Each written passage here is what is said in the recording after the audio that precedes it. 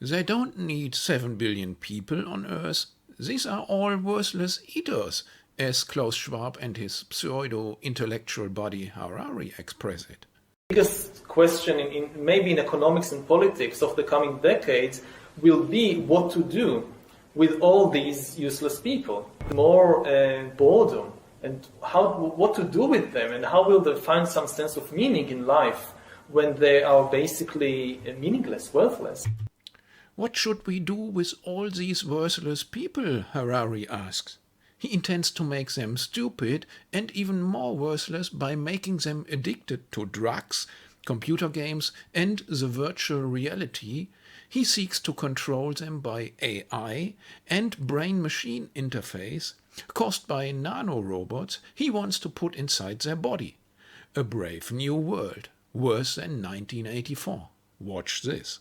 Direct brain-computer interfaces, adding to the body a second immune system, which is not organic but an inorganic immune system, made up of millions of tiny nanorobots inside your body. And if we hack the brain, and if we understand how billions of neurons create subjective experiences of anger and love and pain and pleasure, then there should be no barrier for recreating these kinds of experiences based on silicon and not carbon, based on computers and not brain. I think maybe in a couple of decades when people look back, the thing they will remember from the COVID crisis is this is the moment when everything became monitored, that we agreed to be surveyed all the time, not just in authoritarian machines, but even in democracies.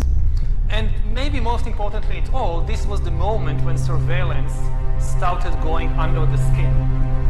Because really we haven't seen anything yet. I think that the big process that's happening right now in the world is hacking human beings, the ability to hack humans, to understand deeply what's happening within you, what makes you go. And for that, the most important data is not what you read and who you meet and what you buy, it's what's happening inside your body. It's the thing, it's the gadget, it's the technology that converts biological data into digital data that can be analyzed by computers. And having the ability to really monitor people under the skin, this is the biggest game changer of all. Because this is the key for getting to know people better than they know themselves. Now, today, or in 5 or 10 years, any algorithm of Microsoft or Amazon or the government would be able to know such a thing when I'm 12 or 13, just by monitoring what's happening in my body, what's happening to my eyes, when let's say I see a boy and a girl walking on the beach. Where do my eyes focus? So this is the crucial revolution, and COVID is critical because this is what convinces people to accept, to legitimize total biometric surveillance. We want to stop this epidemic. We need not just to monitor people, we need to monitor what's happening under their skin. Total biometric surveillance of the people. That's what it's all about. Exactly the same technology can determine what you think about the government. You know, anger is a biological phenomena just like disease. It's not some spiritual thing out there. It's a biological pattern in your body.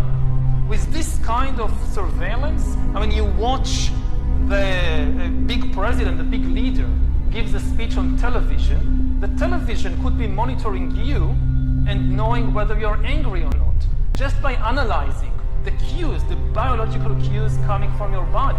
The thing is, we know that you are watching this, and we also know how you feel. Are you angry about what you hear? Are you frightened? Are you bored?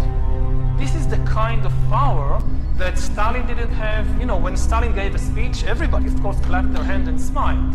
Now, how do you know what they really think about Stalin? It's very difficult. You can't have a KGB agent following everybody all the time. Even if you do it, he's just watching your outside behavior. He doesn't really know what's happening in your mind. But in 10 years, future Stalins of the 21st century, they could be watching the minds, the brains of all the population all the time, and also they will have the computing power to analyze all that. You just have a lot of sensors and an AI which analyzes it, and that's it. You have the worst totalitarian regime in history.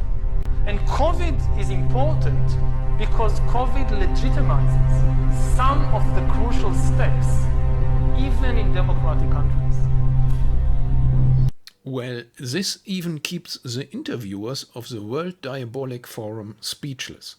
The computer surveillance system is inside of the people. We only need to put the nanorobots inside of the worthless eaters, and the AI analyzes all data centrally. And we know directly who is in consent with the regime and who is not. That's the perfect totalitarian system, as Harari expresses it. We of course know that this is a fascistic, totalitarian, antichrist system of the end time, in which nobody can buy or sell anymore without accepting the mark of the beast. This system is the transhumanistic merging of man and machine by nanobots inside the body, in the blood, organs and brain, and it is the connection to the AI. That's the mark of the beast that has already been initialized and implemented by the injection campaign.